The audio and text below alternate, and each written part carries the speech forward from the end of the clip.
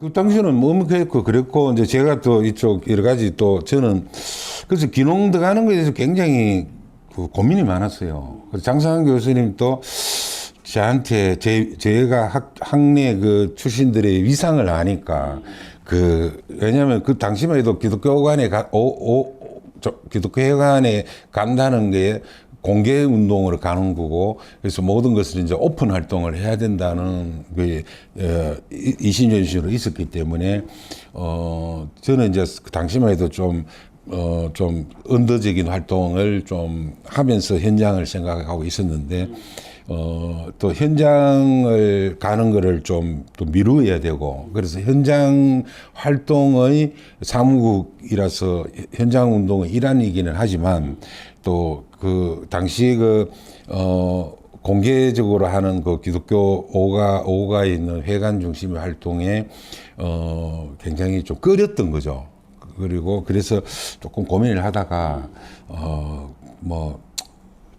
계속 이렇게 언더적으로 활동하기는 한계가 있을 거다. 그래서 내가 그냥 귀농에 가서 활동하는 게 좋겠다 해서 그렇게 됐었죠.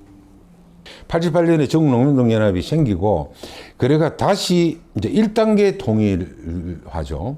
그러다 가지고 이제 자주농이 88년, 89년에 또 전국적으로 더 많이 생기고 해서 2차 통일화 논의가 시작됩니다. 2차 통일화 논의할 때 제가 자주농 쪽 몫으로 그때 농어촌사회 연구소 있었기 때문에 물론 귀농하고도 친했지만 그쪽 입장으로 그 논의 단위에 좀 같이 결합했었죠.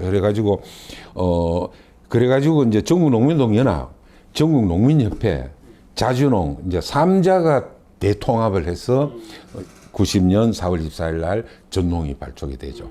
그러니까 전농이 발족되는 그 과정에서는 제가 그 강령 기초 소위 작업에 전국농민동연합에서는 이제 이준희 씨라고 간홍 출신이었고, 농민동연합 당시 충남연맹 그 충남 사무국장을 하고 있었는데 그 이준희 씨하고 이제 전국농민협회는 임수태 씨라고 당시 의창 농민협회 인데 그분이 이제 들어오고 이제 자주농이나 이런 전문가 쪽으로 제가 들어가서 강령 작업을 같이 했죠. 그런데 여하튼 이제 그 흐름이 그 당시에 좀 있었죠.